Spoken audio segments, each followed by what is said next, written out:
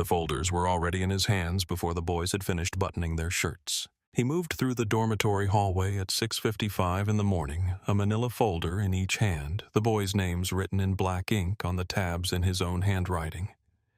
Each letter deliberate, unhurried, like a man who understood that small acts of care were not small at all. The hallway smelled of scrambled eggs and iron-pressed cotton, and something older beneath it all, something that lived in the walls, pine cleaner, and decades of use, the scent of a building that had been asked to hold more than it was designed for and had not complained. Morning light came through the high windows in long angled bars, settling on the scuffed linoleum in a way that made the floor look almost gold. Somewhere at the end of the hall, a radio was playing low. The day was beginning in the way that particular Saturdays in August began in Hargrove County, Georgia, slowly with heat already waiting in the air before the sun had finished rising. He was 62 years old, built like something quarried rather than born, broad through the shoulders, mahogany, dark, a face that had been lined not simply by age, but by the particular weight of choosing year after year to remain where others had left. Gray peppered his close-cut hair. His white shirt was pressed to a sharp crease before the boys were awake. His tie was a deep burgundy, knotted with the precision of a man who had learned a long time ago in a different context that appearance in difficult situations is not vanity, it is preparation. Even at this hour, even in this hallway, there was nothing casual about him. His dark eyes moved constantly, cataloging, settling, moving again, a habit so deep it was no longer a choice. The residue of a life spent in places where the difference between alert and unaware was the difference between two very different outcomes. His name was Elijah Caldwell. He had been a chaplain with the 101st Airborne Division before most of the boys in this building had been born. He had come back to Hargrove County, Georgia 14 years ago without announcing it. No press release, no reception, no ceremony. He had returned to the church where he had grown up, looked at the annex building that had been sitting empty since the congregation shrank, and had asked the deacon board for permission to convert it. He had done the labor himself, with help from 3 men from the congregation who were retired and willing and good with their hands. He had installed the beds and the shelving and the study tables and the kitchen appliances and the tile in the bathrooms. He had done all of it before he recruited the first boy. The program was called Covenant Rising. The name had come to him at 2 in the morning during the renovation when he was tiling the bathroom floor alone. And the tile work was tedious and the silence was very complete. And he had thought about what he was building and why. And the name had arrived with the confidence of something that had always been true. Covenant, a binding promise, not a preference. Rising, not a destination, but a direction. He served 24 boys on any given month, specifically boys the county's foster care system had classified as unadoptable. Too old, too many failed placements. Too many behavioral flags in files written by people who had spent less time with them than Caldwell would spend in a single afternoon. Boys who had learned through years of careful instruction by the system itself that kindness was a prelude to abandonment. Boys who had arrived at Caldwell's program with the specific exhaustion of people who have stopped expecting anything and have organized their interior lives accordingly. Caldwell had decided 14 years ago that he disagreed with the classification. On the wall of his small office at the end of the hallway, the county contract was framed under glass, a laminated document that had required 3 years of paperwork, 2 appeals, and 1 lawsuit to obtain. He had not celebrated when it was signed. He had gone back to work. The contract provided official recognition of the program county funding at a per-resident rate, and the legal authority to transport the boys to official appointments, medical visits, court hearings, tutoring partnerships, civic events. 11 of his former graduates had gone to college. 3 were currently serving in the military. He did not advertise these numbers. The work was not about the numbers. The numbers were simply what happened when you refused to give up on people. Behind a small framed photograph on his desk, partially visible to anyone who entered the office and looked closely, though most people did not look closely, was an older photograph worn at the edges showing a younger version of Elijah Caldwell in uniform, the 101st. A folded flag rested in a triangular glass case on the bookshelf nearby. Caldwell had never told the boys the full story of where he had been before he came back to Hargrove County. He did not need to. A man builds his authority through what he does with his time, not through the stories he tells about it. The folder tradition had started in year 2. He had been accompanying one of his earliest boys to a county court hearing a routine check-in, the kind that happened quarterly, and had noticed that the boy arrived with nothing. No records of his own, no history he could touch or hand to anyone, no proof of himself that existed outside the binders maintained by the county caseworker who had not been to see him in 5 months.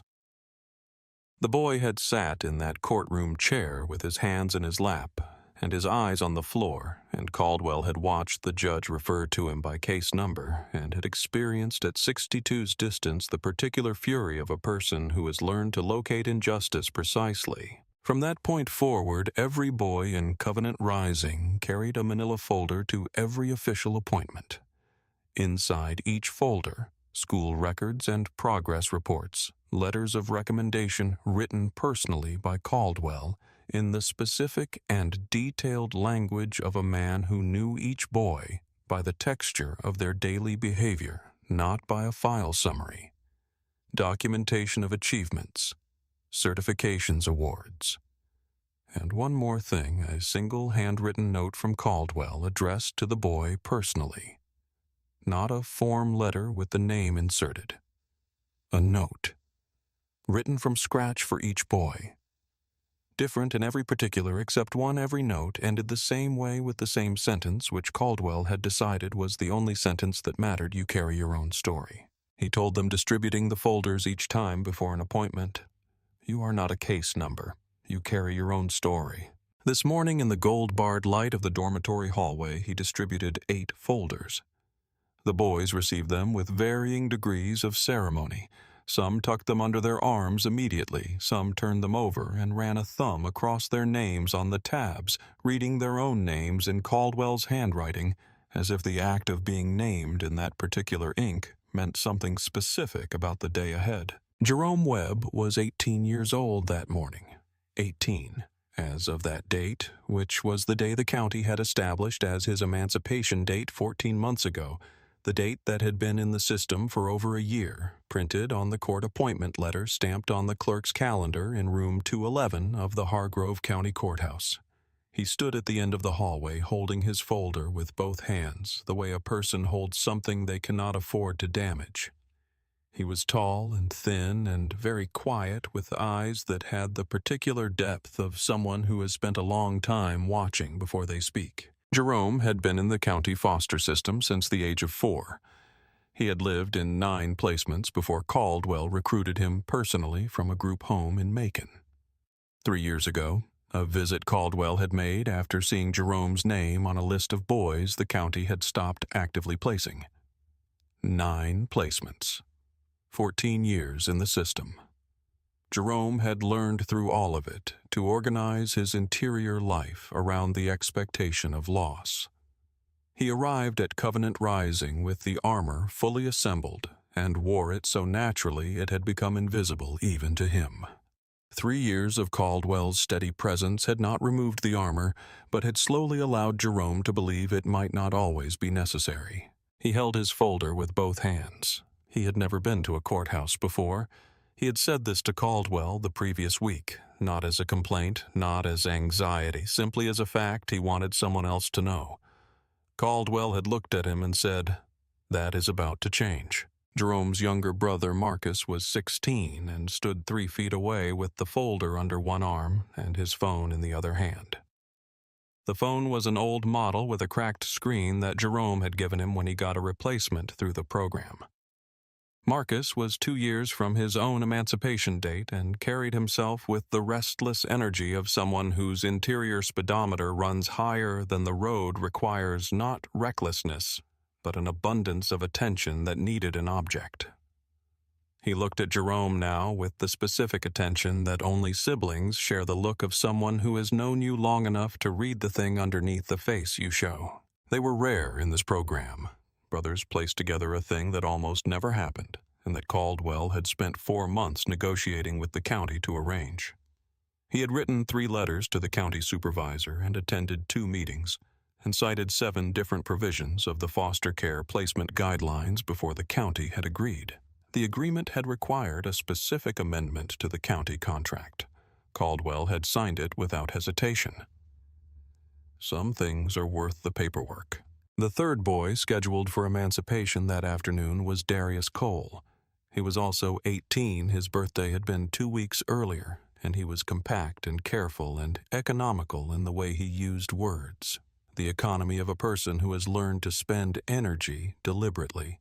He had been in Covenant Rising for 4 years.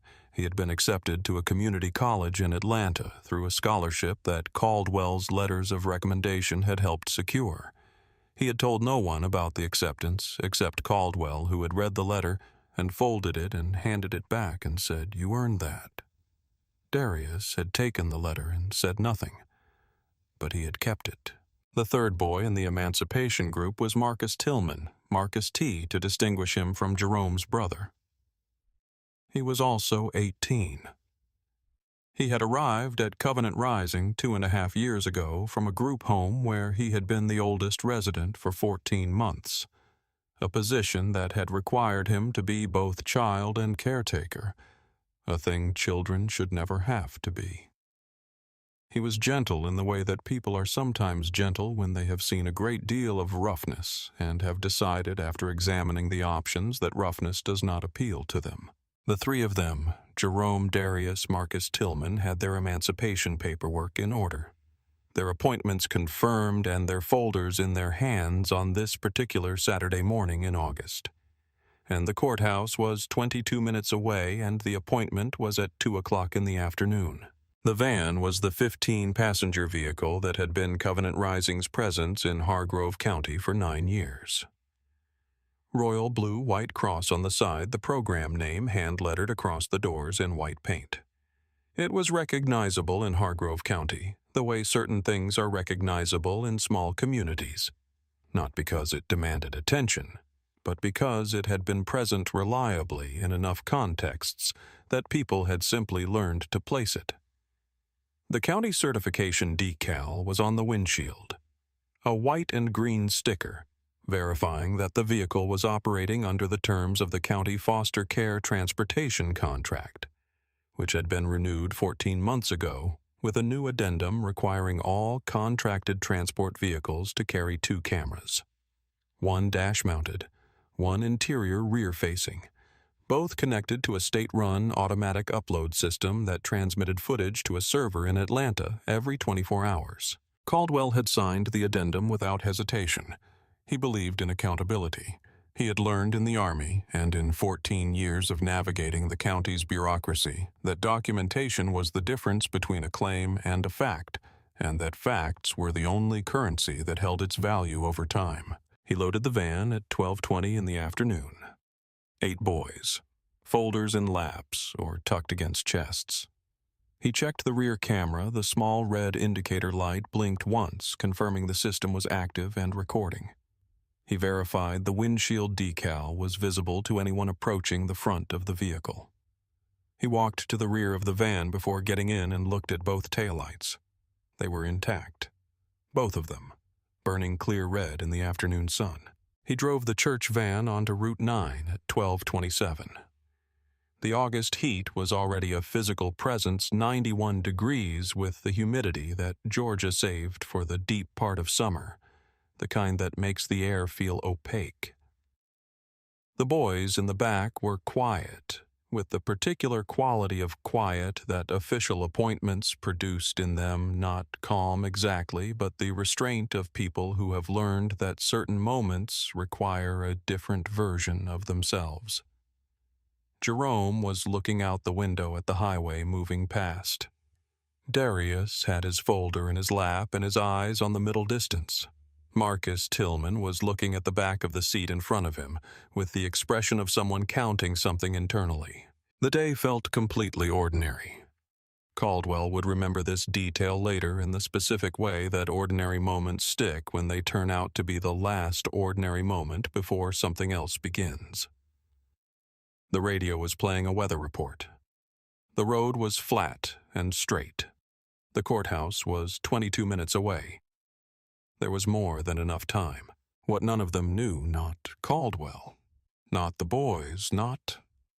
Officer Nolan, sitting in his patrol car a quarter-mile ahead, was that Dale Pruitt had already spotted the van.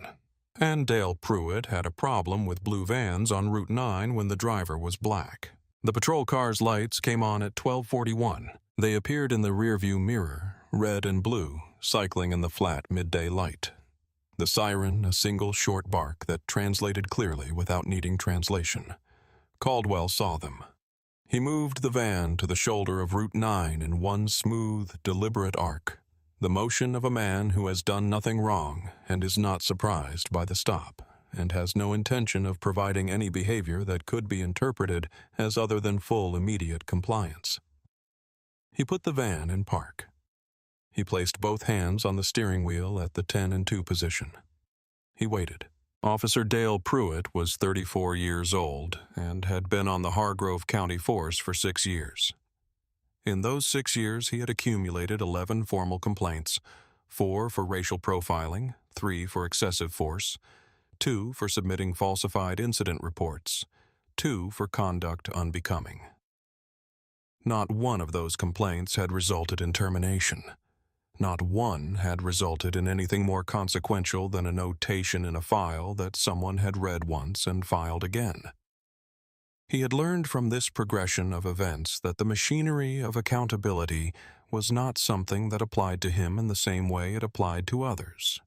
That the badge and the forms and the 6 years of steady employment had together produced a kind of insulation between his behavior and its consequences. He carried himself accordingly. Thick-necked and fair-complexioned jaw set in the tight-jawed expression that had begun as an affectation and had long since become structural. He walked toward the driver's side window with the specific gait of a man for whom the approach is itself a message, unhurried, proprietary, as if the road and everything on it were elements of his property, rather than a public commons he was paid to serve. His partner, Officer Marcus Nolan, followed 6 feet behind. Nolan was 41, 12 years on the force, and had worked Hargrove County long enough to have driven past the Covenant Rising van at the 4th of July parade on Harrison Street, at the library event in October at the community service days outside the elementary school on Morrow Avenue. He knew the van. He knew what it represented. He had said nothing to Pruitt during the 2 minutes between Pruitt spotting the van and Pruitt pulling it over. He was telling himself, in the way that people tell themselves things they know are not quite true, that he did not know what Pruitt was thinking. He knew what Pruitt was thinking. Pruitt did not greet Caldwell. His first words were not a question, despite having the grammatical shape of one. He said, "License and registration." "Then what are all these kids doing in here?" Caldwell looked at him. He looked with the patient measuring attention of a man who has spent 62 years reading rooms and has learned that the first words a person uses in a difficult situation tell you almost everything you need to know about them. He set his voice a deep and unhurried baritone. "This is the Covenant Rising Youth Mentorship Program operated out of First Tabernacle Baptist Church here in Hargrove County. These young men are all enrolled in the program under county-authorized placement. We have a court-mandated appointment this afternoon at the county courthouse at 2 o'clock. Pruitt looked into the van. He looked at the boys.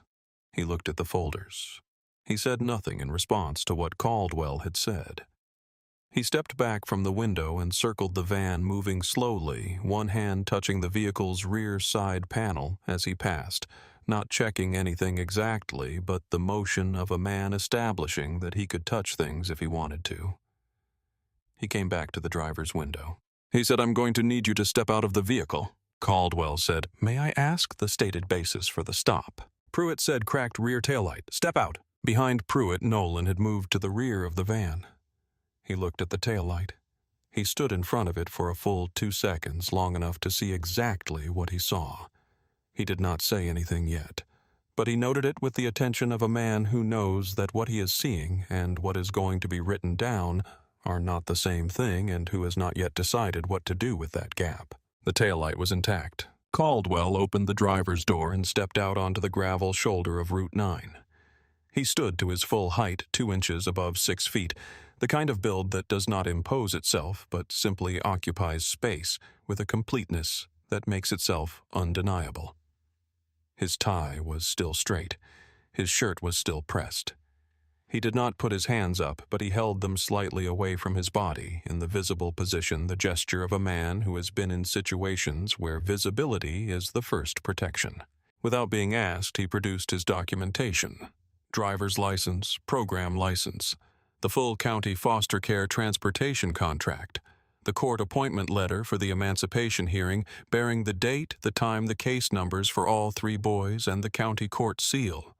He held them out with both hands deliberately, the papers neat and organized in the order he had placed them in his jacket pocket that morning when he dressed. Pruitt took them.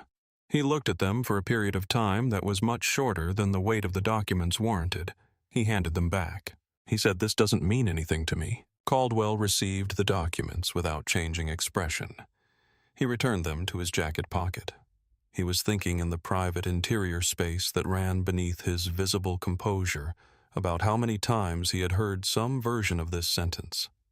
In uniform, in different circumstances, from different people in positions of power who had decided that the documentation a black man presented did not impose on them the same obligation that documentation imposed in other cases. He had been a chaplain. He had listened to people in the worst moments of their lives. He had learned that there is a specific kind of silence that is more useful than any response, the silence of a man who is present, who is witnessing, who is not going to give you the escalation you are looking for. Pruitt told everyone to exit the vehicle. The boys climbed out. Jerome first, then Darius, then Marcus Tillman, then Marcus Webb, then the 4 younger boys, 11, 12, 13, 14. They stepped onto the gravel shoulder of Route 9 in August, heat that was now with the sun directly overhead, and the asphalt reflecting it back a continuous and pressing 91 degrees. They held their folders against their chests or under their arms. Cars passed. Some slowed. Drivers looked. Nobody stopped. Jerome stood at the far end of the line from the van, his folder in both hands. His face was very still. He had been in this interior space before, not on this highway, not with this officer, not with this specific combination of humiliation and clock, but in the general shape of it, the particular quality of a moment when a person in authority has decided that you are a problem requiring management rather than a person requiring recognition. He knew this moment's architecture. He had learned its contours in group home intake offices and court waiting rooms and 9 different caseworker introductions. He stood very still, holding his folder, and looked at a point on the horizon slightly above Pruitt's shoulder. Pruitt demanded documentation proving that Caldwell had legal custody of the children. Caldwell produced the entire package again. Pruitt examined it with less attention than he had given it the first time. He handed it back and said, "This doesn't prove these kids belong with you." Caldwell said, his voice even and unhurried, "Officer, I have provided you with the Covenant Rising Program license, the current county foster care transportation contract, bearing the signature of the Hargrove County DCS Director placement letters for each child in this van, and a court-issued appointment letter for today's proceeding. These documents collectively represent the full scope of my legal authority over these young men's transport. I do not know what additional documentation would satisfy your concern, but I am prepared to provide whatever is needed." Pruitt said, "I'm going to call in a welfare check for the safety of the children." He said this without looking at the children. Caldwell looked at him for a moment that was 3 full seconds long. Then he said, "I want to make certain you understand that 3 of these young men have a court-ordered legal appointment that expires at 2 o'clock this afternoon. If they miss that window, the proceeding resets 90 days. The consequences of a delay fall on them, not on me. I am asking you clearly and directly to take that into account." Pruitt said, "That's not my problem." He walked to his patrol car and picked up the radio. In passing, he glanced at the certification decal on the van's windshield. He looked at it for a second, the white and green sticker, the camera icon in the corner, the county seal. He looked at it with the briefly dismissive attention of a man who recognizes something familiar and unimportant. He smirked. He said mostly to himself, "Those cameras are for child protection, not yours." He did not understand what the cameras recorded. He did not understand that the footage uploaded automatically every 24 hours to a state server in Atlanta maintained by the Hargrove County Department of Child Services, which had jurisdiction over every vehicle operating under the county foster care transportation agreement. He had never needed to understand this. In 6 years, he had never been stopped by a camera. He had been stopped by complaints, and complaints had gone nowhere. He had learned from this that cameras were decorative. He reached for his radio. He was going to call in a welfare check. He was going to make this take as long as he wanted it to take. He had done it before. It was a tool he had used on 3 other occasions, and each time it had accomplished exactly what he intended it to accomplish. It had stretched a stop until the stop became the message. He would do it again. What he had never done in 6 years of this on this road in this county was stop a van equipped with a government server feed that uploaded every frame, every word, every second of audio automatically and without human intervention to a state database he did not know existed. The heat on the shoulder of Route 9 at 12:50 in the afternoon was a particular thing, not simply temperature. Temperature. You adjust to temperature. You shade against. This was the ambient assault of Georgia August, on a stretch of highway with no tree cover, the asphalt broadcasting everything the sun had deposited on it since morning, the air between offering no relief. 91 degrees, and the boys had been standing in it for 9 minutes, and the 9 minutes felt much longer because time operates differently when you are standing in heat on a highway shoulder waiting for a man with a badge to decide he is done with you. Caldwell stood near the front of the van. He had not been given permission to lean against it. He stood. His posture was exactly what it had been in the dormitory hallway, straight, unhurried, the posture of a man who has decided that his bearing is the one variable in this situation that remains entirely his own. He was thinking about the clock on the van's dashboard. 12:52. 68 minutes to the 2 o'clock appointment. 22 minutes to the courthouse. That left 46 minutes of margin, assuming they were released immediately. Every minute on this shoulder was 1 less minute of margin. He had done the arithmetic once, and was now doing it continuously, a running calculation at the edge of his awareness, while the larger part of his attention was on the boys. Marcus Webb, 16, stood 3 positions down from Jerome. He had his folder under one arm. He raised his phone. It was not a dramatic gesture. It was the reflex of his generation, the same instinct that made people reach for a camera when something important is happening, and they want it witnessed. He raised the phone and began recording. Pruitt saw it. He moved to Marcus in 4 deliberate steps, his body positioned to block the camera's angle, his size used as a wall. He said, "Put that down, or I charge you with obstruction." The word obstruction landed in the air on the shoulder of Route 9, and the boys heard it and felt it in the way words with consequences land. Marcus lowered the phone, but he did not stop the recording. He held the phone at his side aimed upward at an angle, and the recording continued 33 seconds of audio before Pruitt noticed and said again, this time with his hand on Marcus's arm. I said, "Put it away." Marcus put it in his pocket. The phone stopped recording. 33 seconds of audio existed. Caldwell's voice, Pruitt's voice, the sound of passing traffic and the ambient noise of 8 children standing on a highway in summer. It was 1:03 in the afternoon, 57 minutes to the window, 38 minutes of margin assuming immediate release. At 1:08, a transport truck passed on Route 9 heading west at highway speed. The truck generated a wall of displaced air, the kind of displacement that is not wind so much as physics, a pressure wave moving outward from 60,000 pounds of vehicle traveling at 70 miles an hour. It moved across the shoulder of the road in the fraction of a second and hit the boys and the pastor and the van and everything on the shoulder, and it found the things that were not fastened down. Jerome Webb's folder was in his hands. The wind took it. The folder opened as it left his grip. The clasp had been loose, or the force was enough to override it, and the documents inside separated from the folder and became airborne in the same instant.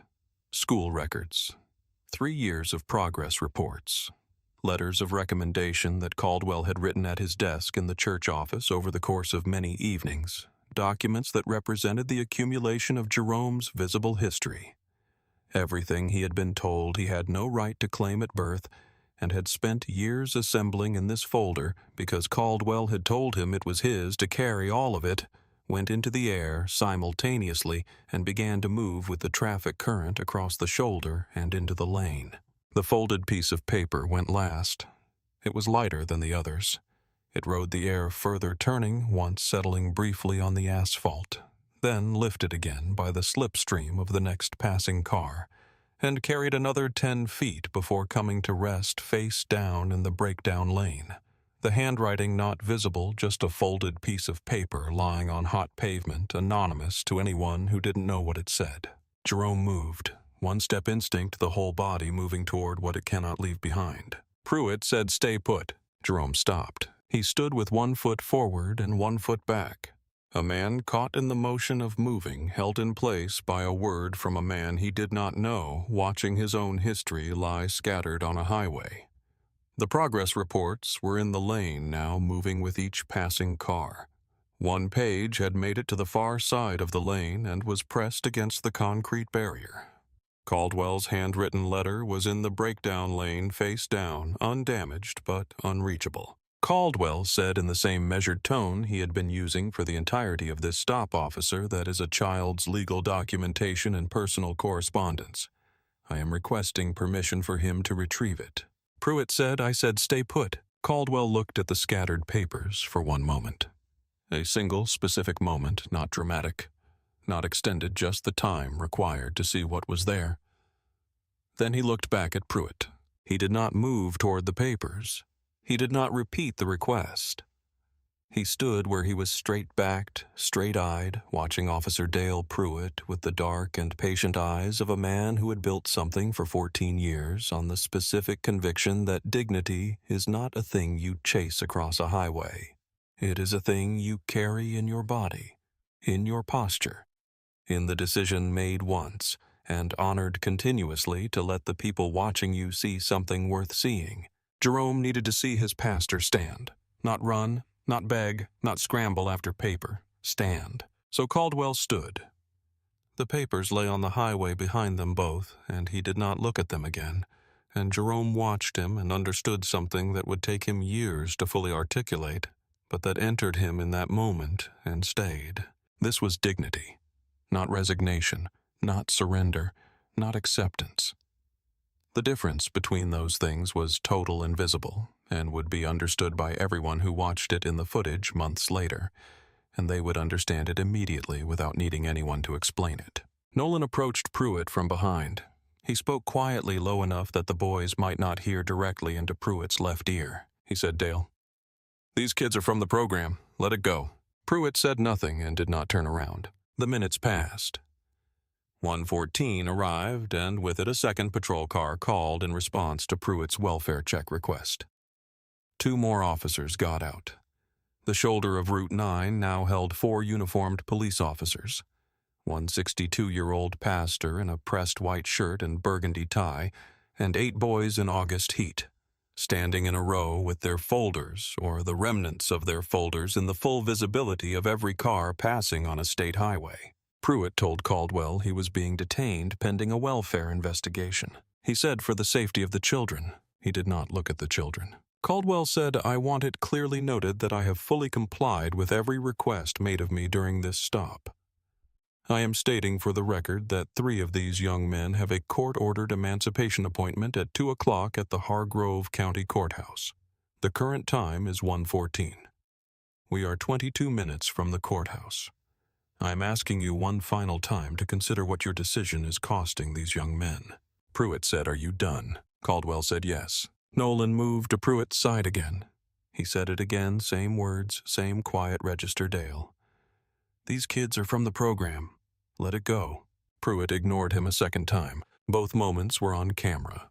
Both moments of Nolan's warning and both silences that followed them captured from 2 angles, the dash camera and the rear interior camera, both running, both uploading to Atlanta without Dale Pruitt's knowledge or concern. At 1:28, Pruitt allowed Caldwell one phone call. Caldwell did not call an attorney. He called the Hargrove County Courthouse. He asked the operator for the clerk's office for room 211. He reached Sandra Odom, the deputy clerk managing the afternoon emancipation proceedings. He told her, in exact and precise language, that he was currently detained on Route 9 by Hargrove County law enforcement, that he had been detained since 12:41, that he had 3 young men in his care who were scheduled for emancipation at 2 o'clock, and that he was calling to inform her of the circumstances and ask her to note the time and context of the call. Sandra Odom's voice was careful and professional. She said she would note it. She noted the time as 1:28 p.m. She said she would inform her supervisor. The timestamp of that call would become evidence. The call itself would be referenced in the county's subsequent investigation as documentation of Caldwell's explicit notification to the court system of the circumstances causing potential delay.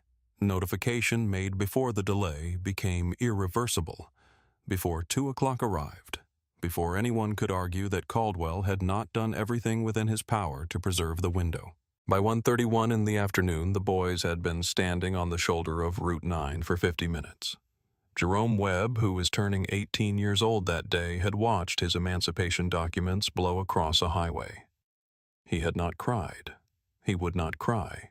He had learned in 14 years in the system that crying changed nothing, that the condition of the world did not respond to tears the way it responded to other things. What he had not yet learned, and what Dale Pruitt was about to discover, was that sometimes the system itself is watching back. They were released at 1:33 in the afternoon. No charges, no citation. The cracked taillight that had been the basis for the stop was not mentioned again. Pruitt said nothing about it. It simply ceased to exist as a stated concern the way pretexts do when they have served their function, and there is nothing to be gained from maintaining them. He handed Caldwell a folded piece of paper that had nothing printed on it and told him he was free to go. Caldwell took the paper without comment. He returned to the van. He loaded the boys in the specific sequence he always loaded them, youngest toward the back, oldest. Near the front, everyone accounted for. He moved through them before he started the engine, not formally, not as a procedure, but as the act of a man who needed to look at each face and confirm that what the stop had not been permitted to break was still intact. Some faces were angry. Some were carefully empty. Jerome's face was very still, and his hands in his lap were open and empty, and Caldwell looked at him for 1 second, and Jerome met his eyes, and neither of them said anything, and that was enough. The courthouse was 22 minutes away. The time was 1:34. 26 minutes remained before the window closed. Caldwell drove at the speed limit. He could not afford to be pulled over again. He held the wheel with both hands and kept his eyes on the road and the clock and did not exceed the limit by a single mile per hour, because the margin was exact, and any deviation from it would cost something he could not replace. 26 minutes. 22 of them already spoken for by the drive itself. 4 minutes of margin from the moment they pulled into the courthouse parking lot to the moment the clerk's window closed. He thought as he drove about the precise mathematics of what had been done on that highway. He thought about it not with the hot, immediate anger that would have been understandable, but with the cold and careful attention of a man who has learned that hot anger is useful in a different context, and that the current context required something more durable. The stop had cost 52 minutes. The destination had been 22 minutes away.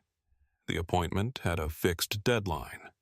Dale Pruitt had known these things. Caldwell had told him all of them explicitly, calmly, with documentation in hand.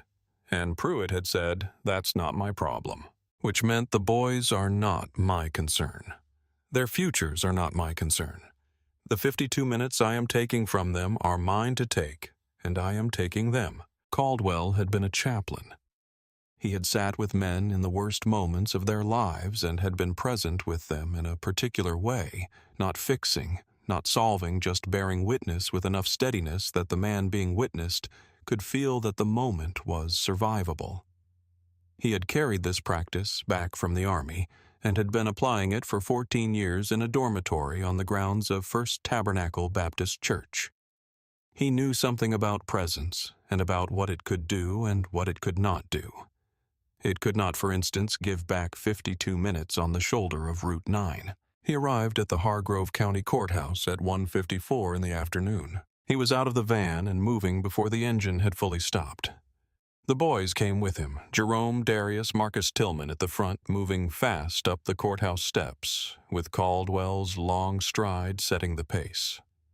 The elevator was occupied, and they took the stairs 2 flights and moved down the second-floor corridor to room 211 at a pace that was not quite running and was faster than walking. Sandra Odom was at her window. She had not left. She had called Gerald Hatch, her supervisor, when she received Caldwell's call at 1:28, and Hatch was standing behind her when they arrived. The clock on the wall behind the window read 1:56. 4 minutes. Hatch looked at the clock, looked at Caldwell, looked at the 3 boys, and said, "Let's move." Jerome's paperwork was processed first. His documents were in order.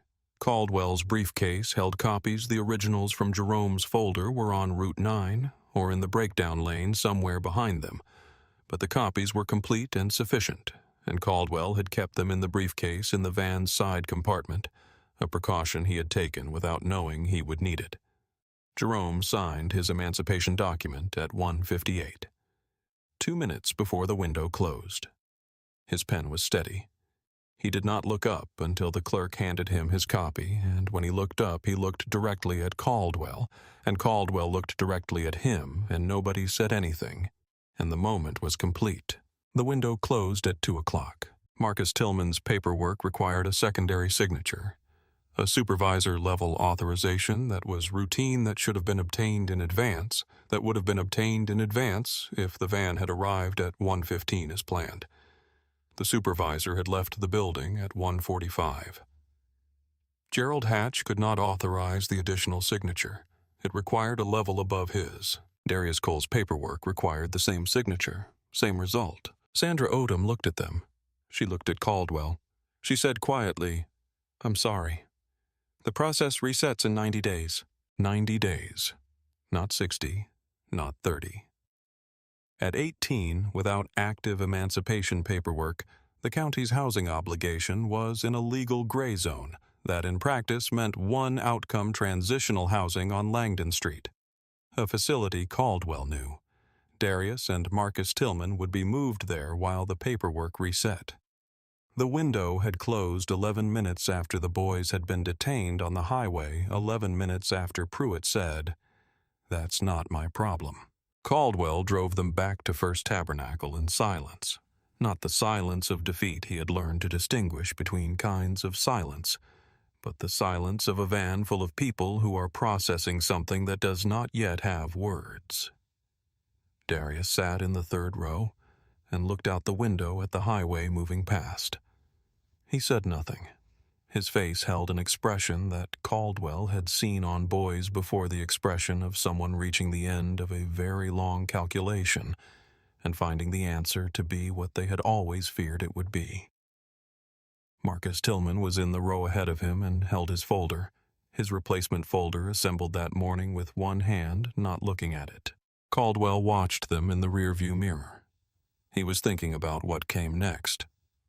Not with despair. He had not learned to despair from 14 years of this work, but with the specific cold and highly functional anger of a man who has been wronged in a way that is entirely documented and entirely reversible, and who understands the difference between a setback and an ending.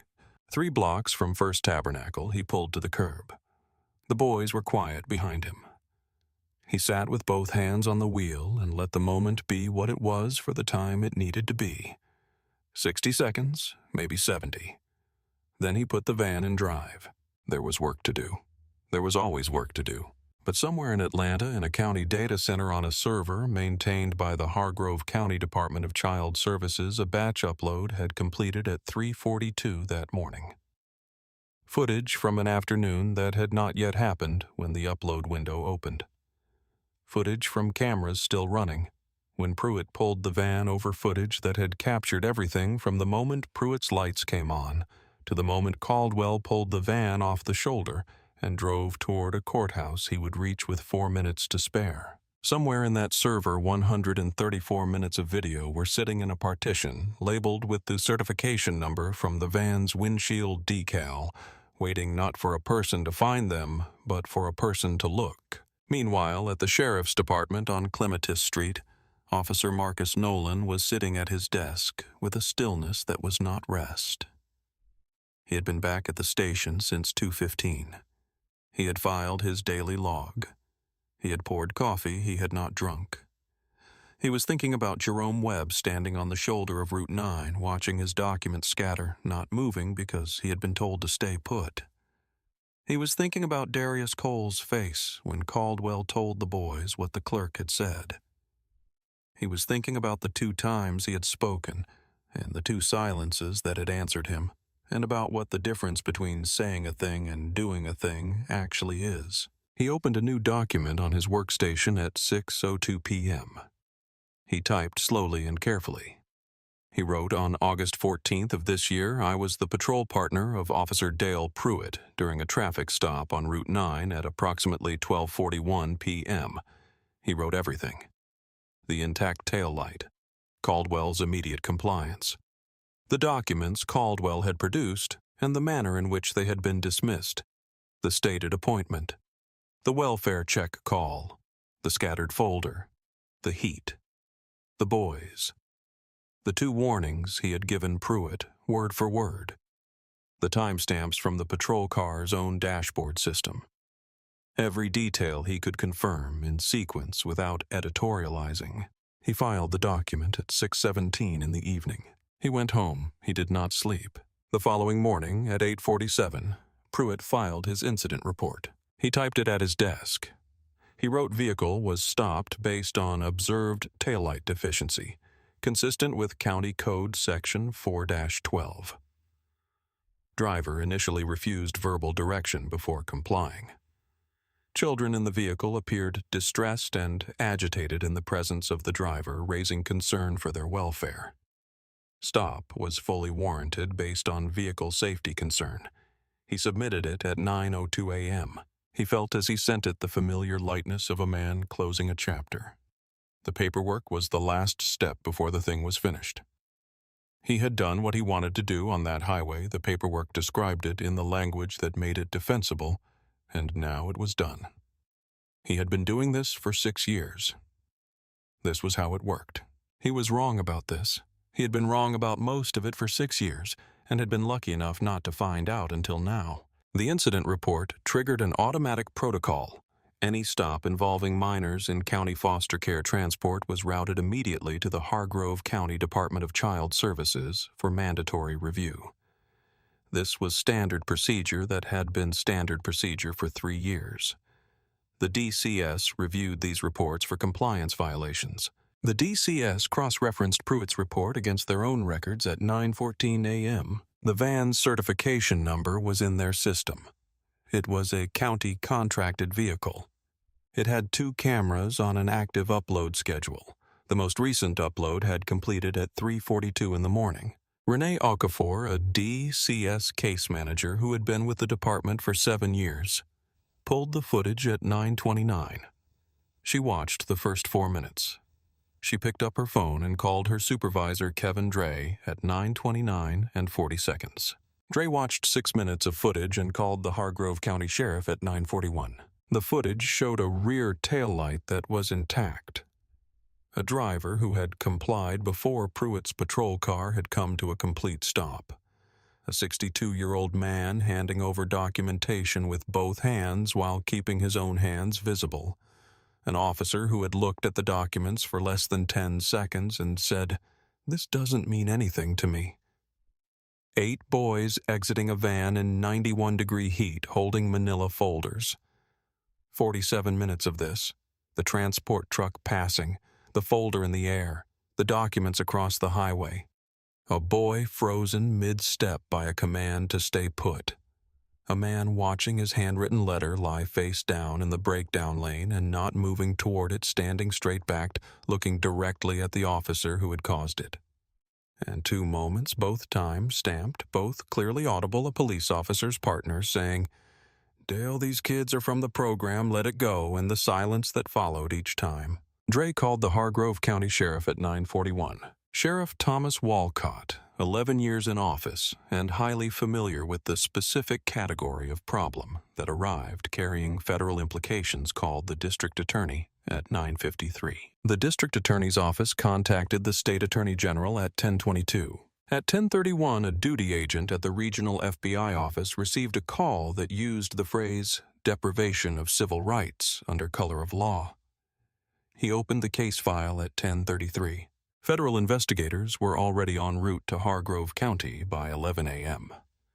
The stop had been flagged as a potential civil rights violation under the County Transportation Agreement, which contained a federal compliance clause, a clause that existed because federal funding flowed through the foster care system, and the federal government had an enforceable interest in the treatment of the children.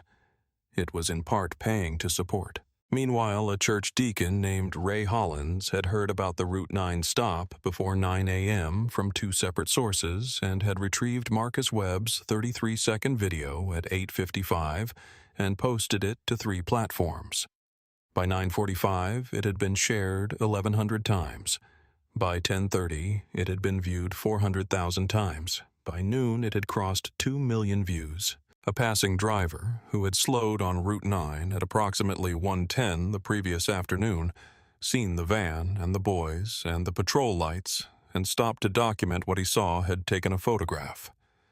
The photograph showed a line of boys on a highway shoulder in summer heat, holding manila folders against their chests, a patrol car visible behind them, with its lights still cycling. The photograph said to anyone who looked at it everything that Pruitt's incident report had tried to make unsaid. Nolan's written account landed on Sheriff Walcott's desk at 10:47. Walcott read the timestamp, 6:17 p.m. August 14th. Pruitt's report had been filed at 9:02 a.m. August 15th. Nolan's account was 15 hours and 45 minutes older than the falsified version. In the context of an investigation, this was not an inconsistency. It was the paper trail made visible. At 11:15, Pruitt was called to the sheriff's office. He was told it was a routine follow-up. He arrived in full uniform badge, polished with the specific confidence of a man who has been called in before, and found that the system's memory is shorter than his own record. He sat across from Walcott. A laptop was open on the desk between them, positioned so the screen faced Pruitt. Walcott said, "I want you to watch something." He pressed play. Pruitt watched himself. The footage was clear. Color. Time-stamped in the corner. He watched himself circle the van. He watched himself receive Caldwell's documents and hand them back in 10 seconds. He watched himself order 8 children out of a vehicle in 91-degree heat. He watched himself tell a boy to stay put, while that boy's documents lay across a highway. He watched himself say, "That's not my problem." He watched himself smirk at the certification decal on the windshield and say, "Those cameras are for child protection, not yours." He watched the rear taillight of the van in the wide-angle frame of the dash camera, burning steady. Red intact, uncracked exactly as it had been when he pulled the van over. The color left Pruitt's face the way water leaves a container, not all at once, but steadily and completely, the particular gravity of it making the direction of travel one way and undeniable. He opened his mouth. Walcott said Officer Nolan's written account was filed at 6:17 last night. Your report was filed this morning at 9:02. His account and your report describe the same stop. They do not match. Pruitt said nothing. On the laptop screen, still playing Pruitt's own voice, said, "This doesn't mean anything to me." Walcott said the DA's office, the State Attorney General, federal civil rights investigators who are currently on their way here. The foster care transportation agreement has a federal compliance clause. The stop has been flagged for potential civil rights violations under 42 United States Code Section 1983. Your 11 prior complaints have been pulled. The pattern they establish is visible to anyone looking at them. He let the footage continue for 3 more seconds. The screen showed 8 boys standing on a highway shoulder in August heat holding their folders against their chests, the patrol lights cycling behind them in red and blue. Walcott said, "Would you like to tell me anything before I continue?" Pruitt stared at the screen. He had spent 6 years believing that the worst thing that could happen to him was a complaint that went nowhere. He had been right about this until today. Today, for the first time in his career, the complaint had footage, and the footage had a federal timestamp. The administrative leave order was signed at 1:47 that afternoon. Pruitt surrendered his badge and his service weapon at the desk in the hallway outside Walcott's office, witnessed by 2 officers who had worked alongside him for 4 and 6 years respectively. They did not look at him in the way people look at someone they are sorry for. They looked at him the way people look when they are thinking about whether they should have done something differently, and the answer is complicated. The civil rights complaint was filed formally under 42 United States Code Section 1983, deprivation of rights under color of law. A second count was added 48 hours later, specifically addressing the interference with court-ordered proceedings that had cost Marcus Tillman and Darius Cole their emancipation window. The DA's office brought this count because the law was clear. A law enforcement officer who knowingly delays court-ordered proceedings through illegal detention has done something with a name and a consequence. The 11 prior complaints were formally reopened. Investigators began examining 6 years of Pruitt's traffic stop records. Within 72 hours, 34 additional stops had been flagged for review stops, in which the documented basis for the stop and the demographic profile of the driver formed a pattern that required no specialist to read and no expert to explain. The pattern had been in the records the entire time. It had been waiting for someone to look at it with the seriousness it deserved. Officer Marcus Nolan was interviewed 3 times by Internal Affairs, by the district attorney's investigator, and by a federal civil rights examiner. He told the same account in all 3 interviews. His written filing matched his verbal account. His verbal account matched the footage. He was not charged with any crime. He was formally counseled by Internal Affairs for failure to intervene at the time of the stop for watching and speaking and then allowing the stop to continue. He accepted the counseling without protest. He said once to the Internal Affairs officer, "I should have done more." He did not elaborate. He did not offer mitigating circumstances.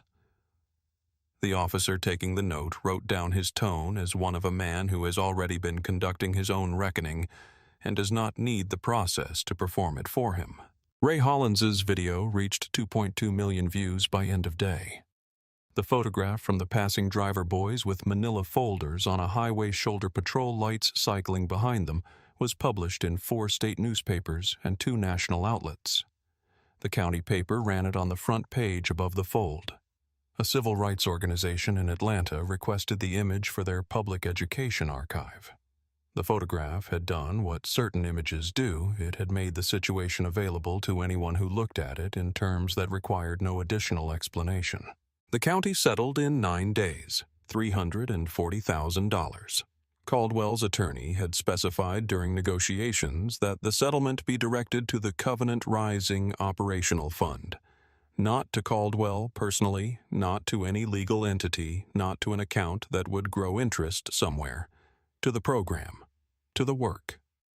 Caldwell approved this specification without negotiation.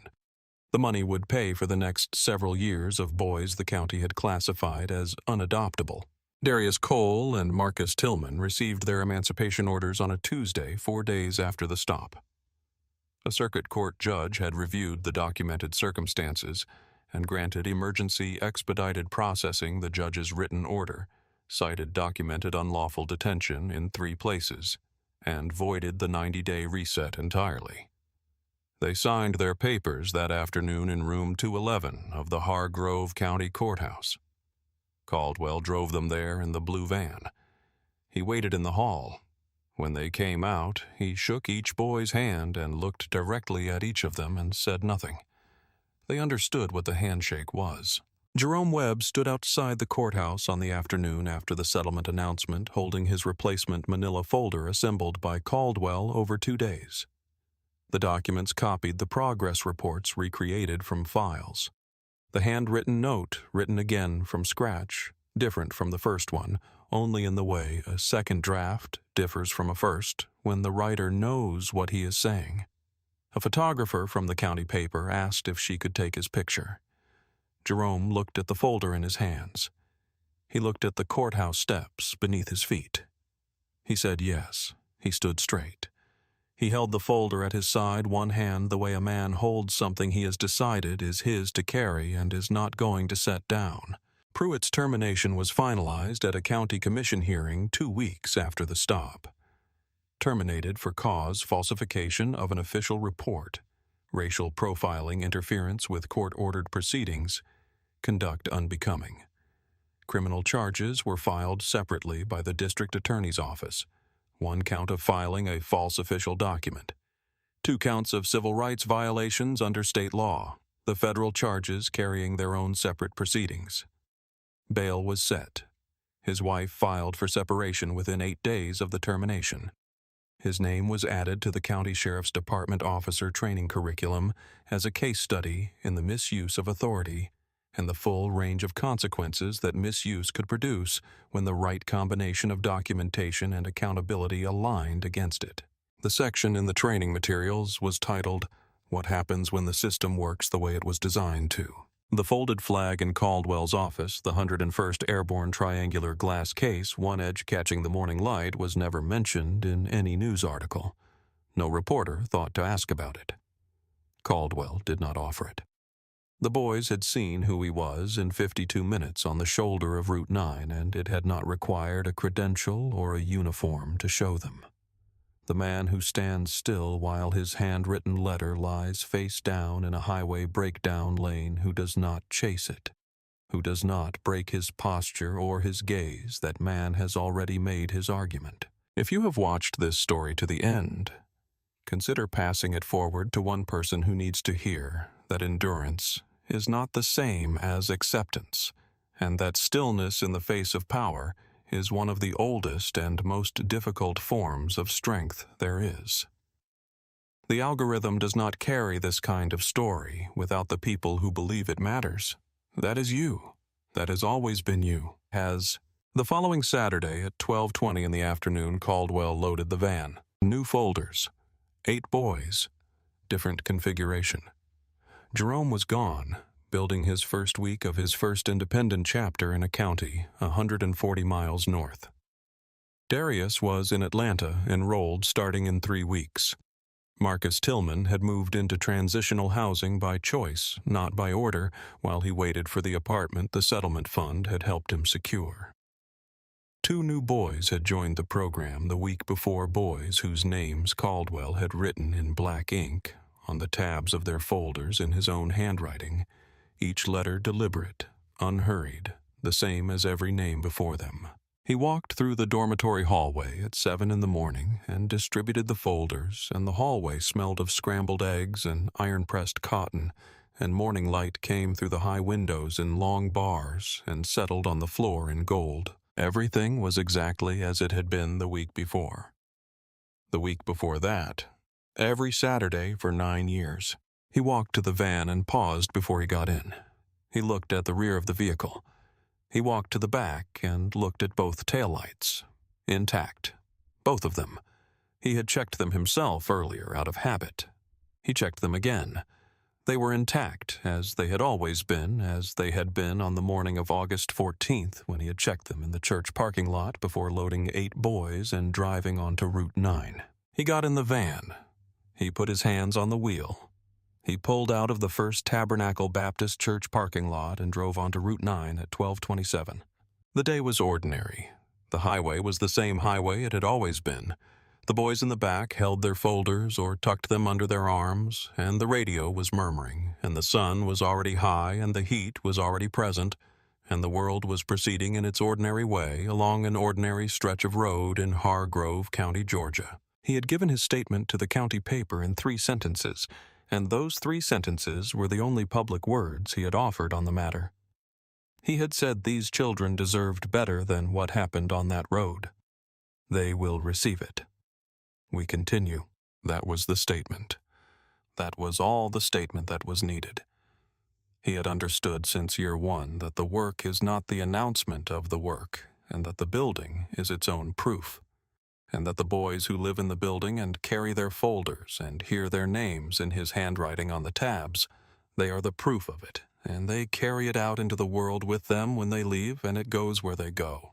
His eyes moved to the mirror, to the road, to the mirror again.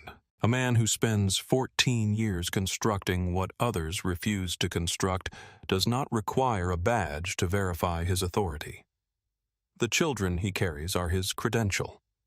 And some credentials, no matter how hard a man with a radio and a patrol car and 6 years of unconsequenced behavior tries to confiscate them, cannot be taken on the side of a road. His eyes missed nothing.